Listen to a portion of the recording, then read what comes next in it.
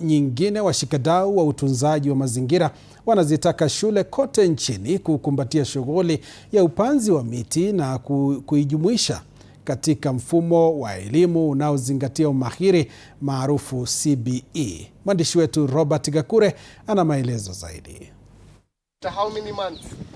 Washikadau wa uhifadhi wa mazingira wamehimiza shule kuanzisha na kuendeleza mpango wa upanzi wa miti, wakisema kuwa hatua hiyo itasaidia wanafunzi kukua wakielewa umuhimu wa kutunza mazingira. Wanafunzi wanaposoma na wanapotenda kulingana na vile mtaala unaenda, twashukuru kwa sababu wanafunzi wenyewe wameweza kusoma na pamoja na forest officer wamefundishwa majina ya miti na wakafundishwa jinsi ya kupanda. Wakizungumza katika shule ya msingi ya Gakuyu, eneo bunge la Kiharu, ambapo jamii pamoja na maafisa wa serikali walishiriki katika shughuli ya kupanda miti ya dawa, washikadau hao wanasema mpango huo unaunga mkono ajenda ya serikali ya kupanda miti bilioni 15 kote nchini ufikapo mwaka wa 2032. Hii mpango ya upandaji wa miti uletwa katika shule juu kuna hii program ya CBC na watoto wetu ni wazuri juu watakuwa wanajua vile wanafanya.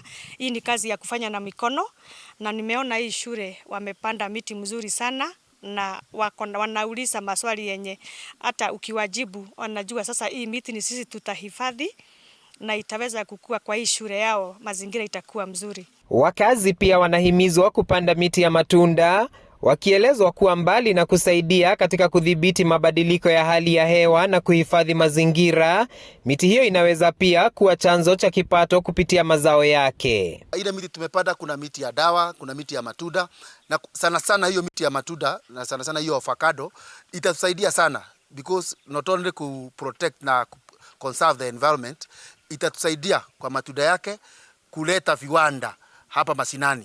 Ukiangalia viwanda ya avocado imekuwa ikichipuka mahali kuna raw material, na raw material ni avocado. Aidha, makundi mbalimbali ya uhifadhi wa mazingira yamekuwa yakishirikiana na jamii katika kuendesha kampeni za upanzi wa miti, hasa katika msimu huu wa mvua katika maeneo tofauti ya kaunti ya Murang'a. Robert Gakure, TV47, Murang'a. Mtazamaji, tuangazie